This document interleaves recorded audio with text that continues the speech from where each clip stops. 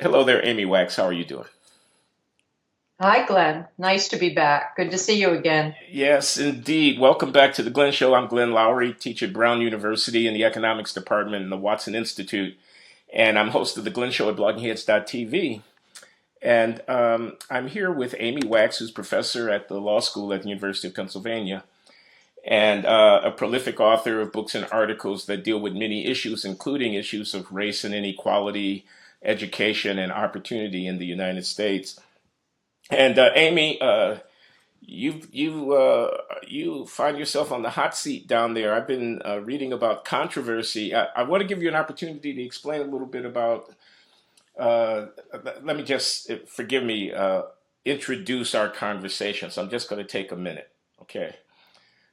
You and a legal scholar colleague have an article, an op-ed piece in the Philadelphia Inquirer, in which you extol the virtues of bourgeois 1950s American culture, and you have been pilloried for having done so, called a white supremacist, amongst other things, by some of your colleagues or students, at least PhDs in anthropology and education and so on. I read their letter responding to you, and I'd like you to tell us what you and your colleague were saying about culture and inequality in American society, and how you've been reacted to, and how you react to the reaction.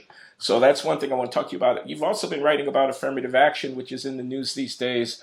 The Justice Department, apparently an internal memo leaked in which they were soliciting lawyers inside the department who would want to work on a case involving challenging the affirmative action practices of some colleges in the United States, as they Right. may discriminate against Asian applicants.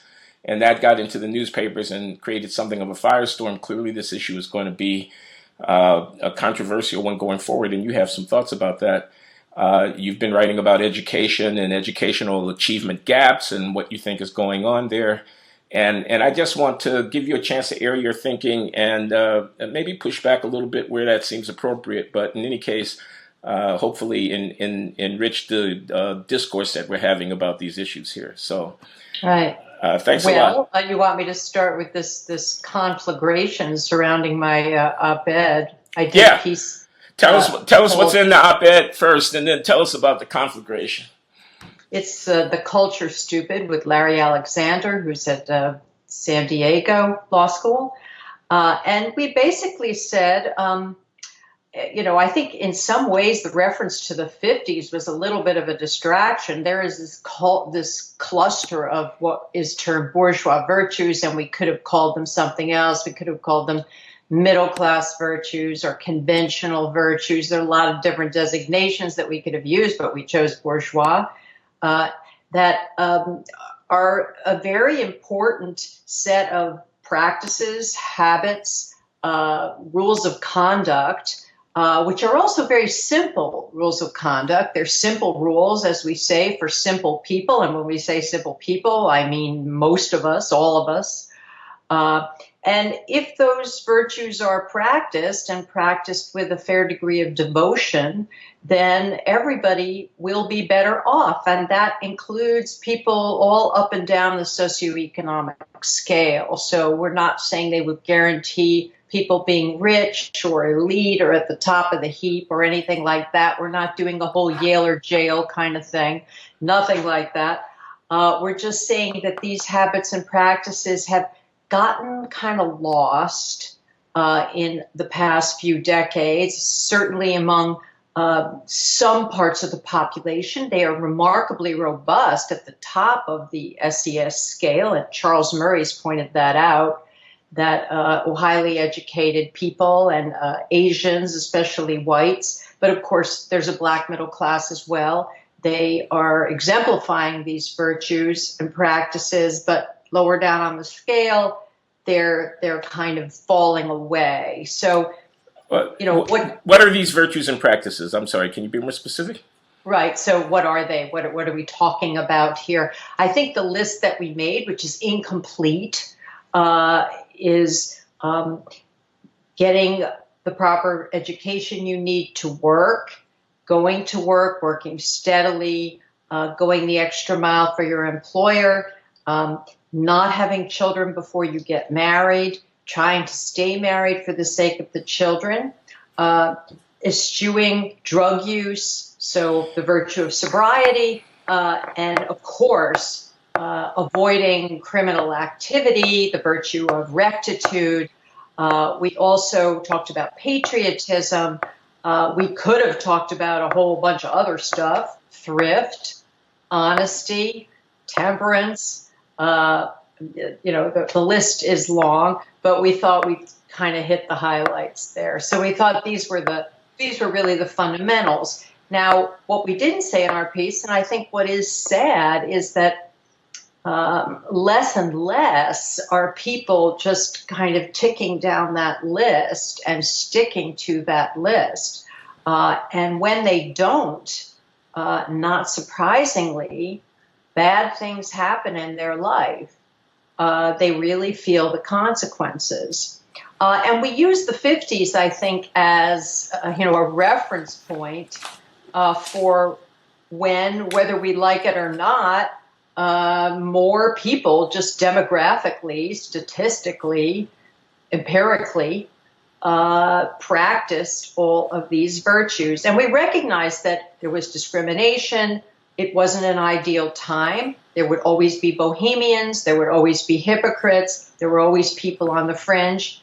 But this was a set of core beliefs that almost everybody subscribed to and paid lip service to. People weren't tearing it down or knocking it down. Obviously, people are imperfect and they're fallen, so not everybody could stick to the script. But the key is most people tried. Most people believed in the script.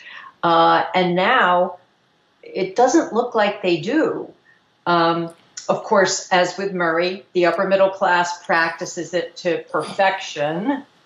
And so they make out like bandits, they're doing extremely well. So that it was really an attempt to go back to some verities, simple verities that we think have been lost. Let me ask you a couple of things about this. Mm-hmm. I can imagine that each of these things could be elaborated into some, angry critique and rejection of what you said. I'm not doing that, but I do want to hear what you might have to say. One is, okay, there's inequality in the adoption of these practices that you're extolling now, today, not only by class, but also by race and ethnicity. Single parenthood is 70% of black kids born today are born to mothers who are not married, so on and so forth. So unavoidably, extolling these virtues calls attention to the differential incidence of their apparent embrace or practice by groups, and so would at least implicitly involve a criticism or a ranking or in some way or another a stigmatization of groups.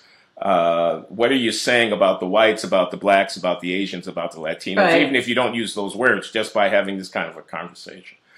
Well, just let me get this on the table. The other thing that I can imagine that people might object to is, okay, whatever the merits of the virtues that you've enumerated, the fact of the inequalities in our society, the disparity in the incidence of incarceration, the differences in educational attainment and academic performance, the large wealth and income gaps, and so forth and so on. Those structural inequalities are going to be correlated, sure, I'll grant you, with the kind of things that you're pointing out, but may not be causing them. They indeed may be cause the cultural phenomena that you enumerate may in the disparities across groups or individuals in their embrace of those may indeed be a consequence of their unequal position in society, not the cause of it. So you're kind of in a backdoor way. This critique might go by invoking these cultural issues, begging the real questions of social justice and inequality, because the cultural phenomena are following, not causing the inequalities that you're concerned Right. with. So those are two things: the group inequality issue, and then what's the chicken and what's the egg issue. Uh-huh.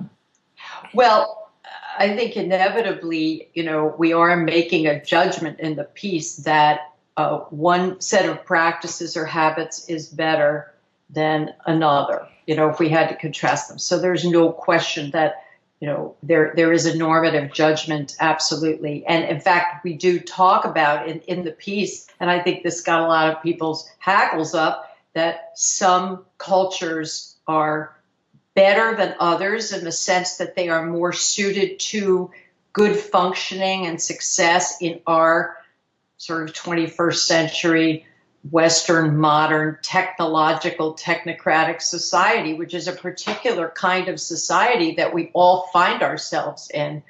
So the question really is what sets of habits, behaviors, and practices are most conducive to doing well in that society? And I think that's a perfectly legitimate question to ask. It's also really quite a practical and an instrumental question at the end of the day. So I would say that judgment has some empirical validation behind it, that if we look at the sorts of trouble that people get in versus what goes well in their life, we will see that it correlates with practicing these virtues. So I don't shrink from, making a judgment. Now, the problem is, or, saying something is better than something else. The problem is when people hear that, they get terribly upset because it must involve stigmatization and looking down on groups of people that don't exemplify these patterns as much as others.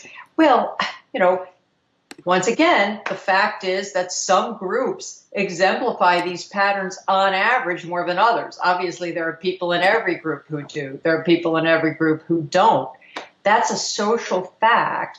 And so I would say, is it now off limits to talk about this and talk about it in an empirically valid way? I mean, do we really want to put ourselves in that position where these are taboo subjects? I think that it's very, very hard to improve society when you're not allowed to take an accurate picture of what's going on. So I would make my defense on those grounds.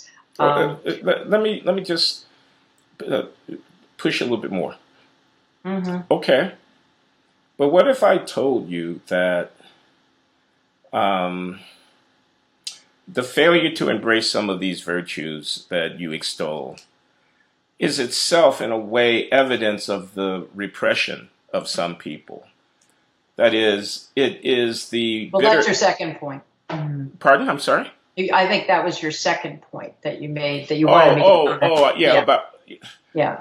Right. Okay. I guess you're right. That's the first point is: are you making somebody feel bad if their group happens to have it less than the other group, and you're saying you're just holding up the flag of what you think is right? Of course, it's unequal across groups to some extent. You don't mean any harm to anybody, but you feel like you need to tell the truth. Did I get that right?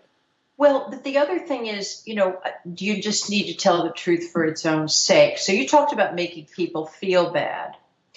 Well, we have this modern conception that no one can ever feel bad about anything, and that's always destructive. I am going to tell you that I find it very hard to understand or accede to that point of view.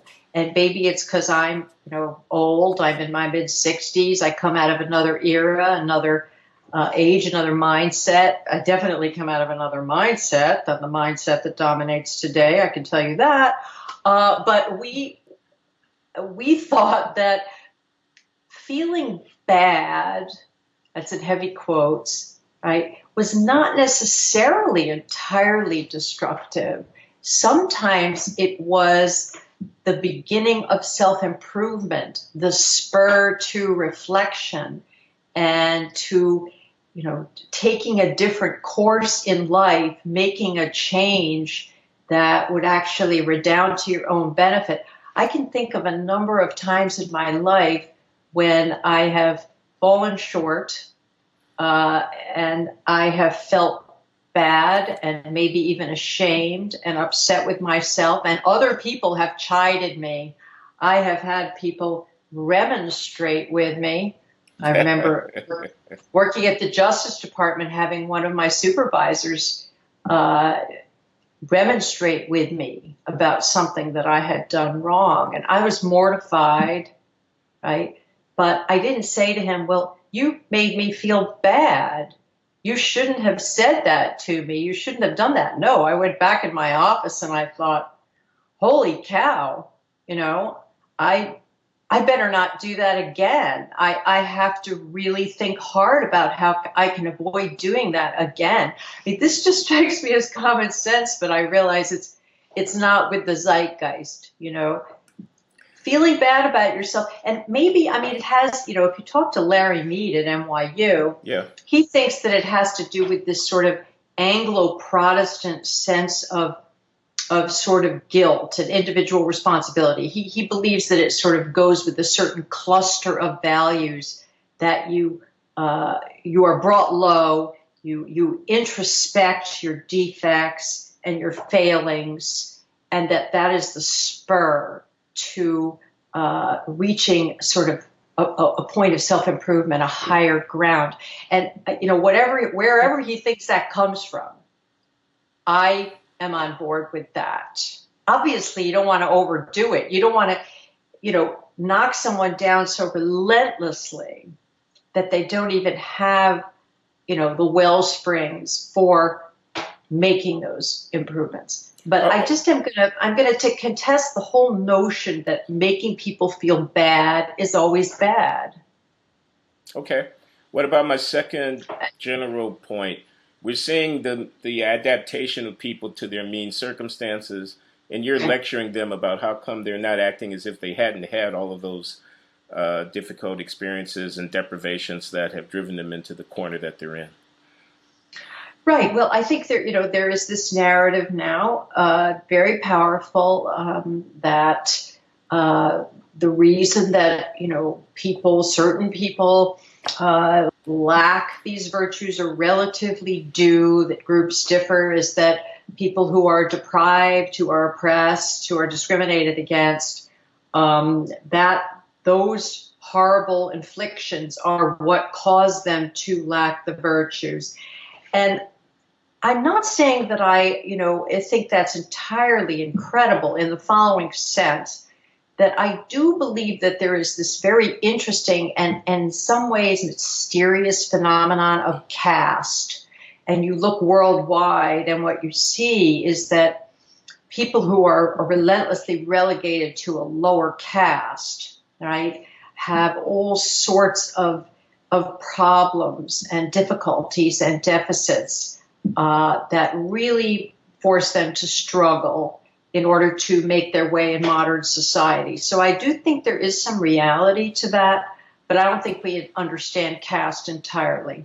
But on the other hand, right, there is this phenomenon that there are people across different groups and different times who have faced adversity and hardship and poverty and social disgrace and denigration, have no advantages, have nothing, and yet have, by dint of their, cultures and their habits and their determination and their diligence and their sobriety, their temperance, their rectitude, and the like, made their way up.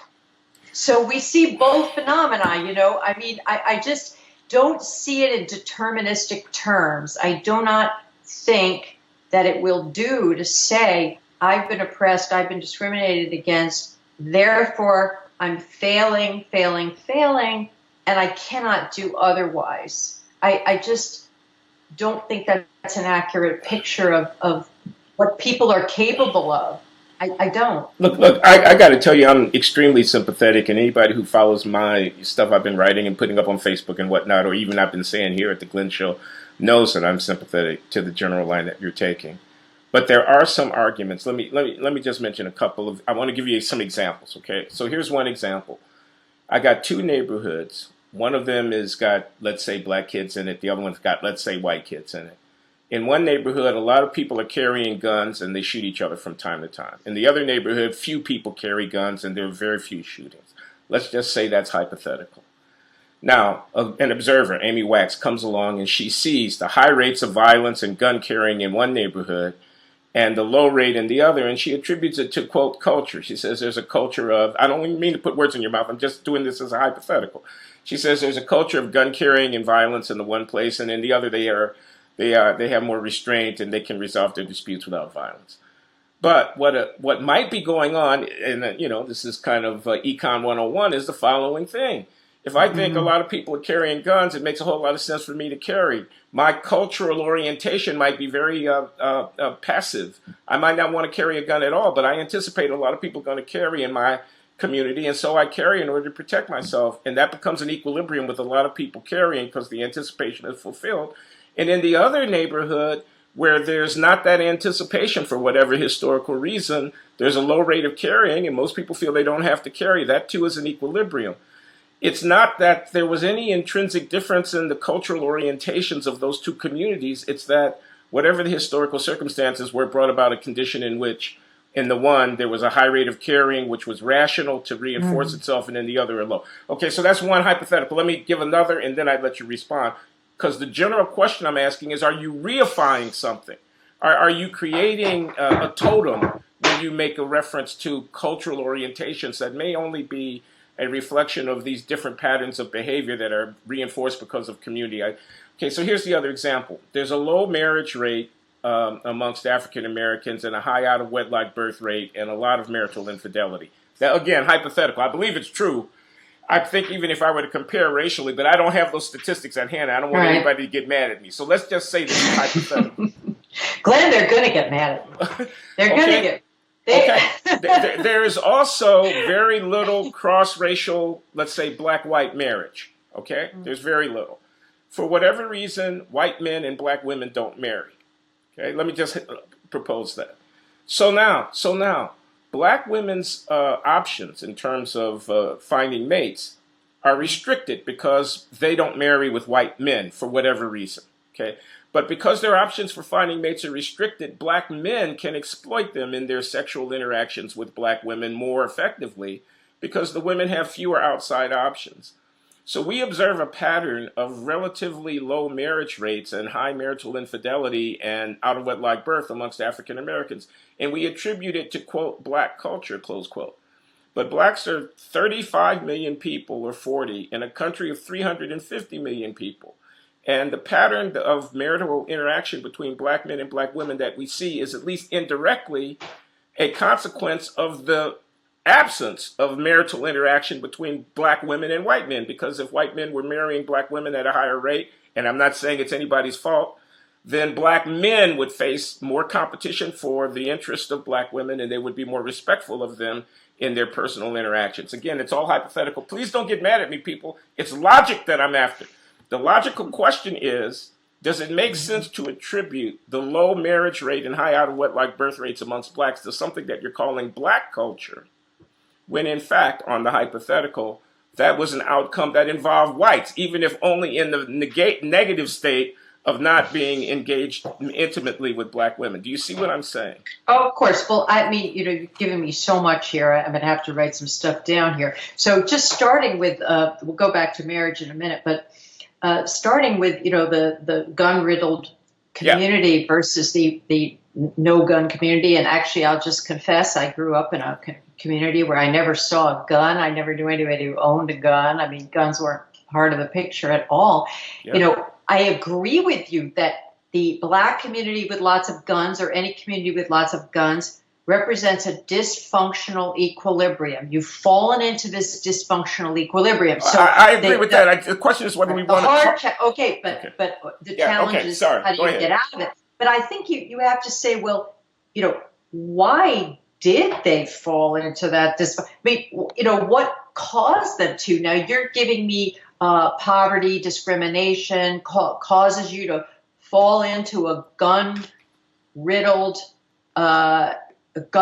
community. Well, there are other communities that have been extremely oppressed and discriminated against. Well, the one I know best, the Pale of Settlement in Europe. I mean, it was really hell on wheels, and they didn't become a gun-riddled. I mean, I don't see the necessary connection between turning on each other with rabid violence and being oppressed. I've never been able to connect the dots there. I agree with you. If you take a snapshot, it's a dysfunctional equilibrium. How do you snap out of that? How do you go from here to here? That is a problem in game theory. Well, we all know, right? It's very difficult, very difficult. So let me just make sure I understand. You're saying in my hypothetical, yes, but you don't think my hypothetical applies to the real situation that we're confronting.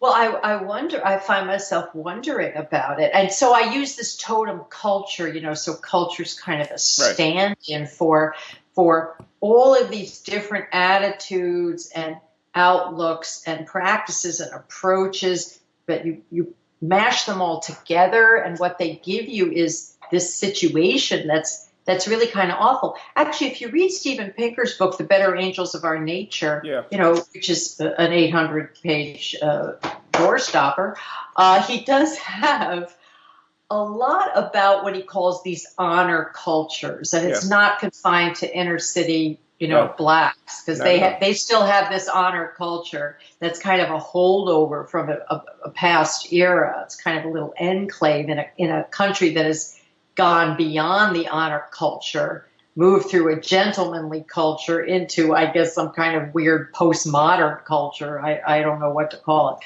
But anyway, he says, these communities fall into this honor culture, and somehow they work their way out of it. Sometimes it's a shock. Sometimes it's developments in the broader society. So this is not unique, but we use the term culture because we don't really understand how it happens, okay? Now, looking at marriage, I'm going to have to disagree with you that the shortage of partners for black women in terms of no whites or fewer whites marrying black women is, the cause of the problem. And a couple of reasons why I say that. One is, if you look back in time, and nobody ever wants to look back in time, but it's generally a good idea. Of course, if you look back to the 50s, you get called a white supremacist, so I can see why they don't. But if you look back in time, you will see that the plummeting of black marriage rates is really only since the 1960s. Right? It's a recent phenomenon. They had much higher marriage rates. Now, there may have been a lot of stepping out, as you say, and all that stuff, but at least it was the homage that vice paid to virtue, right, that they did it. So you have to posit a shock, something that happened in the 60s that caused all of this to fall apart. And white men were not marrying black women prior to 1960. I mean, that didn't happen any more frequently than it happens now. The other counterexample here, let me just say one more thing, is that there are other communities where women don't practice exogamy at all. Okay, and I'm going to go back once again to Jews, right? Yeah. Jewish women are notoriously endogamous. They were until recently. Now there's a lot of outmarrying, but certainly in the 50s when I grew up, Jewish women married Jewish men. But they weren't mistreated. Well, opinions differ. Richard Epstein said Jewish men don't beat their wives; they just practice mental cruelty. But anyway, the relationships were, at least outwardly, fairly courteous and harmonious. So I think being confined to your own group, I mean, there is a shortage, quote unquote, of black men, but, the question is, what's the cause of that? You say, well, over-incarceration. Well, in my humble opinion, crime causes incarceration. So now you have to be talking about... hold on, Amy. You put too much on the table. I want to just... we can move on, but I just want to make myself clear. I want to make myself clear. I am not asserting either that the cause of gunshots in Chicago is because of some self-fulfilling prophecy that every kid is carrying a gun because he thinks every other kid is carrying it. Neither am I saying that the reason that the out-of-wedlock birth rate amongst African Americans is so high is because white men are not marrying black women. What I'm saying is that attributing patterns of behavior of that kind to group-specific cultures Mm-hmm. is a move which these are meant to be thought experiments to illustrate the point that I'm trying to assert. Is a move which may be a mistake in that I'm calling it essentializes. That is to say, it takes something that's a systemic outcome. It's an outcome of the interaction of large numbers of people, people in the group, people outside the group, and so on, affected by a lot of things like residential segregation patterns or social norms about endogamy and whatnot, affected by many things. And it imputes the behavioral observation for the group to something that is being called culture, close quote, as if that was somehow adequately subsumed the structural processes that had produced the disparity. And to the extent that it's assumed to be a culture characteristic of a group, it taints, and again, in an essentializing way, kind of endows that group with some characteristic or trait, which may really just be the residual consequence of some larger macro social processes that are ongoing, involving members of the group to be sure, but involving others as well. Do you see what you see what I'm getting? I do, but I think you're confusing two separate issues, and I think it's very tempting to confuse them. All right, one is what caused the group to adopt certain traits and propensities and behavioral tendencies. That's the first question. Okay. With do they actually have those traits and propensities and behavioral tendencies more than, let's say, another group? So those are two separate questions. So let's start with the latter question. Can we say with accuracy that certain groups have a greater tendency to certain habits of mind, behaviors, outlooks, propensities, etc.? And I'm going to answer that question with a very confident yes. So let's forget about blacks for a while and let's go over to Europe. Okay? Okay. And when we go to Europe, you go to Germany, you go to France, you go to Holland, and here's what you say. They are so Dutch. They just act so damn Dutch. I mean, I went to Holland, and I remember talking to this artist, fairly prominent artist. He would get up every morning and wash the windows in the front of his house. Okay? I said, what the heck are you doing? And he said, I'm Dutch. Right?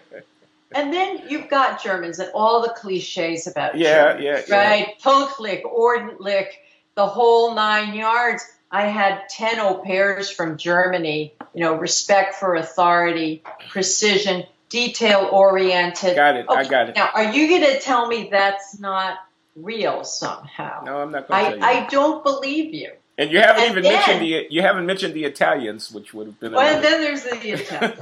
But here's the other interesting and fascinating thing, understudied in my opinion. So how did Dutch people produce little Dutch people? How did Germans produce little Germans? Yeah. For heck's sake, how did Jews produce little Jews? Yeah. Right? I mean, there's this whole set of cliches about the way Jews are, right? Obsessed with social justice, yak, yak, yak, verbal. They like culture. I've had people from the South say, how come you guys like classical music so much? And, there's all these traits, and yet they breed true. They do in ways that are so fascinating, so mysterious. And so I am going to reify culture for you. I am going to throw my hat into that ring and say I do believe. All right, you're out there on the limb. Well, I think this is just common sense. No, national characteristics. A certain kind of typing. We could even call it stereotyping. I guess literally that is what it is. But everybody knows what you're talking about. I know what a Parisian intellectual is. Okay, oh, yes. and they have a particular set of characteristics and traits. And, some of my best friends are Parisian intellectuals, but it's a type without any doubt. Your friends will recognize you, as Freud says. Many of the people who, in your University of Pennsylvania community, in their open letter, attacked you and called you white supremacists were anthropologists. And amongst the things that they said, and I'd be interested, before we move on to affirmative action, and getting your getting your reaction to it was, look, this 1950s bourgeois world that you're talking about, it was a world of heteronormativity. It was a world of patriarchy. It was a world of, open racism. And you can't separate the one from the other. I don't mean to put words in their mouths, but this is what I got out of what I read. You can't, they all are apart. And so when you affirm and extol and exhort for people to embrace the one, in a way, you're kind of winking or even indirectly or tacitly endorsing the other. I want to give you a chance to respond to that criticism.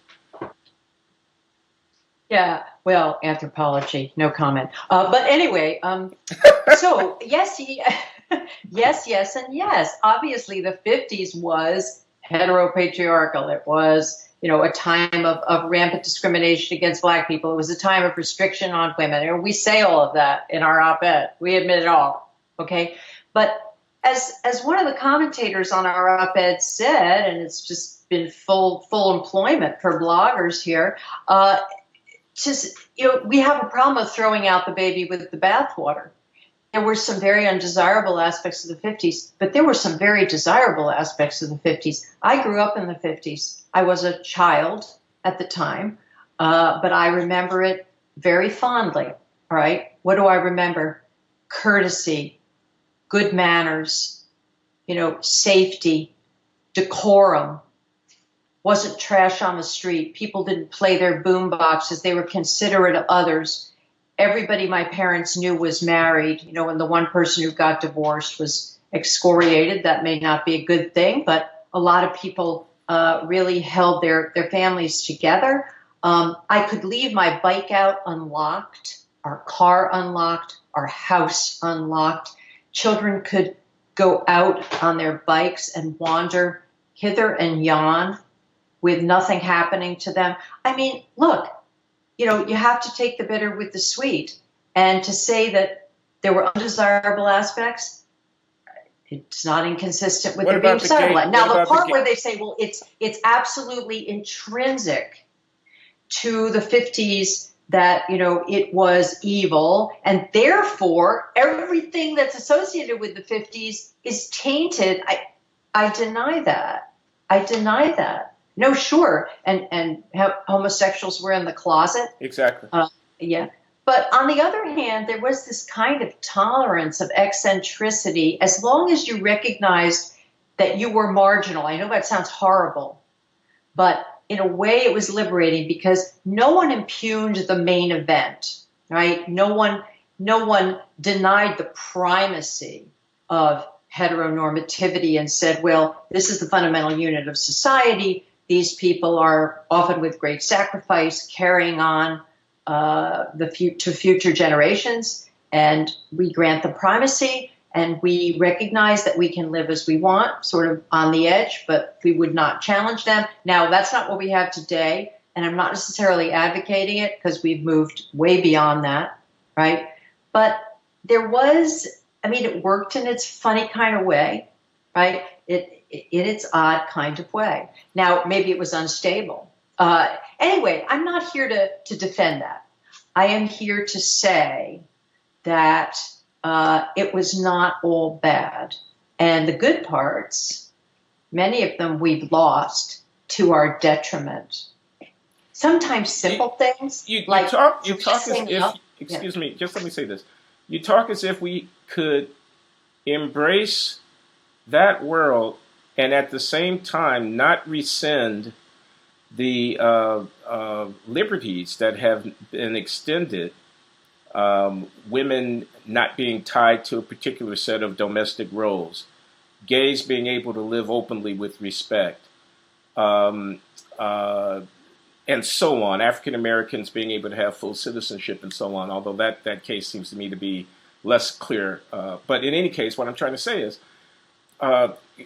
the liberations took place. The sexual revolution took place. The transformations of our culture associated with freeing people from this confinement occurred. There were some downsides to that, and perhaps you're enumerating them when you call attention to these losses.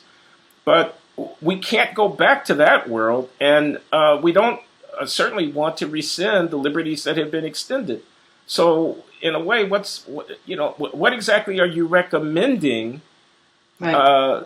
Since it may be that the cultural decay, if that's what it is that you're calling attention to, was a necessary concomitant of the Mhm. extension of liberties and civic inclusion to these various groups.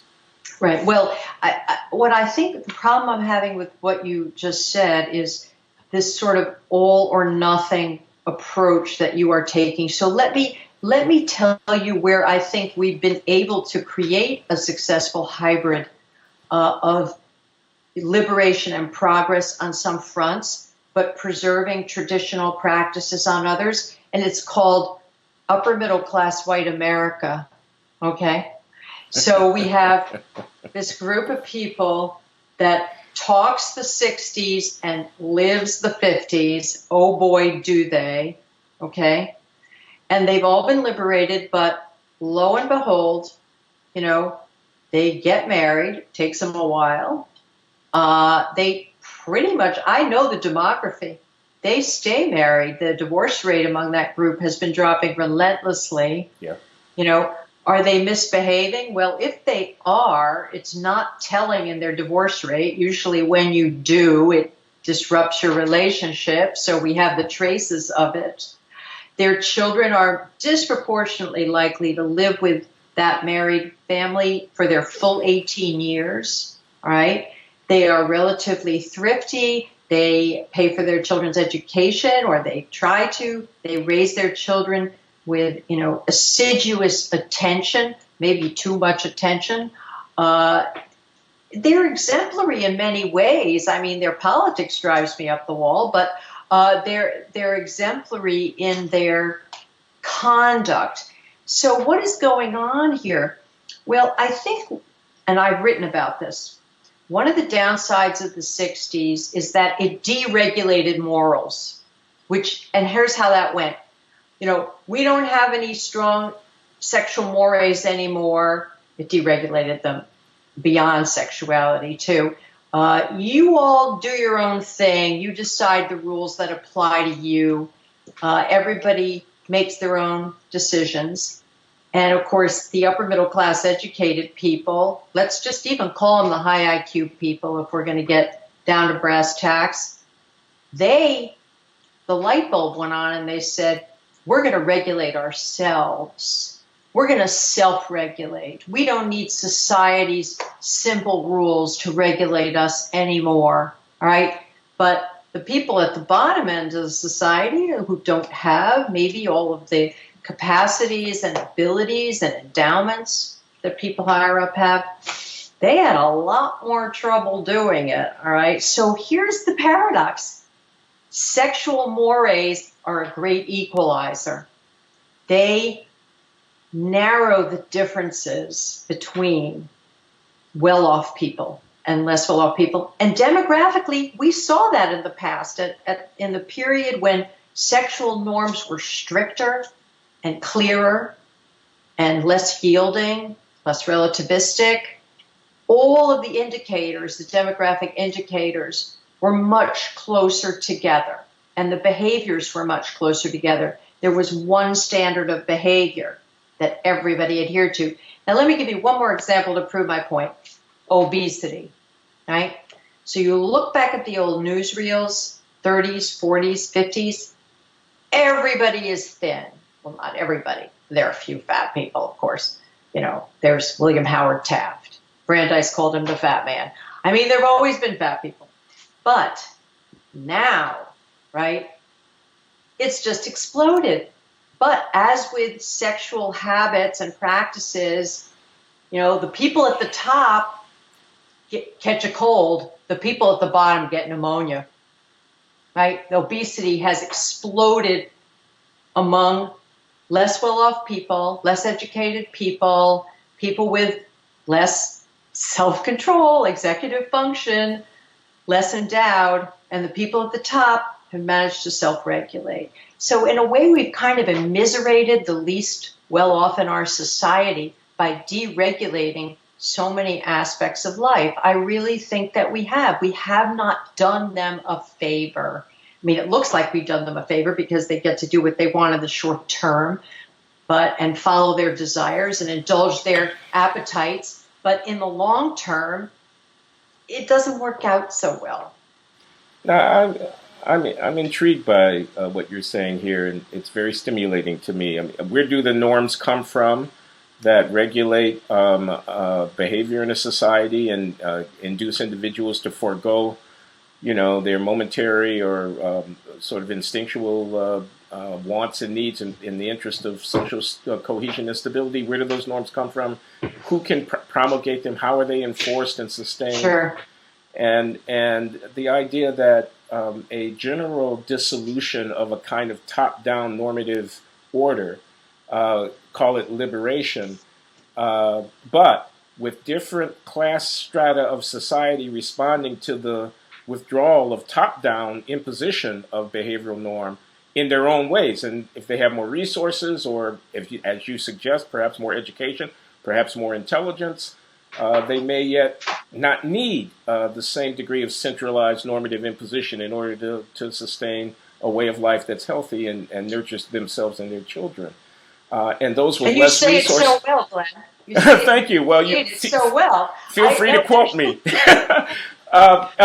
Conversely, top down though, I don't like that. I think it is in the sense that the elites really saw themselves as guardians of those rules. They did. They were not ashamed to, come out foursquare in defense of them. Absolutely, and that has gone away. That has totally gone away. Well, the things I'm finding so interesting here is elites are still elites, but there can be a disjunction between private conduct and the projection of public idea. The people who make films and television shows and who write op-ed pieces in the newspaper and who sit in the academy and teach like you and I do can live our lives in a way and talk publicly about how one ought to live their lives in a different way. Those things are not inconsistent. Yeah. That's definitely going on. But I think these norms they weren't just top-down, although there was some of that. They were sort of bottom-up in a way. It's a very conservative vision of informal, customary regulation of society. And you'll notice that you having all these rules and norms, and they're very detailed. Things like, how you dress when you go out of the house. I mean, just all sorts of aspects of life. They weren't dictated by the government. They weren't prescribed. There wasn't this kind of bureaucratic, policy-intensive approach to regulating society. It was all sort of at the sub-governmental level, right? And that in itself was something that was distinct about earlier eras. Let me just observe something, because one reason why I'm so stimulated by this, I'm thinking about African Americans, of course. And I'm thinking about cultural pathology in the lower classes of the black community. Let me just not mince words here. I'm thinking about patterns of behavior that are self-destructive. Not only violence and, low attachment to the workforce and welfare dependency and poor school performance and not instilling the right kind of values in kids and stuff like that. And what I'm thinking is elites are still elites.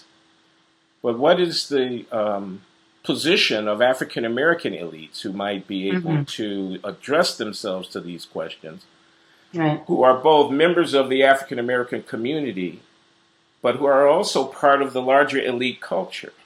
Right. And one might find, I'm thinking, for example, about the role of the African American church. In a world in which the fact that they're conservative religious institutions and they may not be on the same page as everybody else with respect to all the various liberation movements that are going on. They may exhibit homophobia. They may not be all, on the bathroom thing. They may not be on the right page. I'm talking about black churches. I'm talking about conservative Christian religious institutions. And so they'll get sidetracked or pushed to the margins by the larger elite culture because they're exemplary of reactionary sentiment, viewed from the perspective of the larger elite culture. But from the perspective of the African American community, to the extent that these sources of moral authority for black people very much needed, given the condition of many black people, are discredited and marginalized by black elites Right. who are in a way are more loyal to their sort of transracial elite status than they are. Loyal is the wrong word. It's the wrong word. But I hope I'm making myself clear. Who are more enmeshed in Acculturated. and acculturated to us, responsive to, etc. Right. That can be Right. a real problem, it seems to me. I'm not sure what to do about it, but I feel empowered to be able to see it a little bit more clearly. Yeah. Well, I think the Black church, has been obviously a very important force for good, but I think they're under the same pressure that all churches are under to abandon their sort of prescriptive moral authority, to become, to assimilate to this therapeutic culture, to become sort of liberation leaders and progressives. I mean, there's just tremendous amount of pressure on churches generally. You're right that the Black church has resisted somewhat more. But I think the more interesting question is, what are Black elites doing? And how are they talking about the problems of Blacks? I think the one positive I can see from affirmative action is that it is assimilating upper class Blacks and upper middle class Blacks to certain aspects of white culture. So they are getting married, they are trying to have more intact families. They're obviously, their employment prospects are very good. I mean, the very middle class. But on the other hand, they've also adopted some of the progressive attitudes that white elites have, which is, we adopt our own lifestyle and we never tell other people what to do. And so that's a kind of abdication of leadership that I don't think has been positive for the Black community. There's also another trend recently, and I won't say I'm the victim of it because I'm not the victim of anything, but it has been visited upon me, which is that in the last maybe 5 or 6 years, the number of taboos, sort of forbidden topics, forbidden terms, forbidden glossary, the number of things that you may not say, cannot say, thoughts you cannot think, thoughts you cannot express, has just proliferated so wildly. There's almost this kind of collective hysteria that has taken over. It's bizarre. And I think it's impossible to talk about, the problems in the Black community. You just can't talk about them. Really, I mean, it may be 10 years ago, because I've written about this and I've always been interested in it. I've always thought about it. I just felt, much freer to say things now. There's no freedom to say anything. Take affirmative action. You may not criticize affirmative action in any way, shape, or form in the milieu in which I operate, which is, Ivy League academia, or you are a racist, and that's that. That's it. You just get that label slapped on you. Listen, and Amy. Of course, people are terrified. Excuse me for interrupting, but I mean, we've been going on for almost an hour, and I think affirmative action deserves more than a 5-minute cursory discussion. So, can we get a rain check here? I mean, not a rain check, but can we make it a double header? Can I come back to you in a few weeks and we have another conversation? Yes, anytime. This is there's so much to talk about, and I haven't even gotten to talk about my national affairs article. And I'm about to publish an article about immigration, low-wage immigration, and the Black community. I've got all sorts of original projects going here. So, well, I'm very interested in that subject. I interviewed Georgia Borjas here at the Glenn Show about a year ago when his book "We Wanted Workers" came out, and one of the questions that's burning in my mind in this age of Trump is what ought African Americans' position be relative to the question of American nationalism? Right. If somebody says, I want to put America first, is that my enemy or my friend? Oh, yeah. As an African American. I mean, I regard it as a very difficult question. It is very difficult. And I think there's so many different conflicting currents. And I say it is a source of infinite fascination to me that Blacks have made common cause with this sort of open borders globalist ideology, which I personally think is so incredibly destructive of their interests. But Black elites. Black well, elites. the black elites have, yes, yes, In the yes, Democratic Party, black elites have made this. yes, yes. Yeah. Anyway, Amy, let's talk again soon. Thanks so much Okay. for coming on. All And right. the comments All are right. going to be lively, so I commend them to your attention. Okay. We'll do it again soon, Glenn. Okay. We will. Bye-bye. Bye-bye.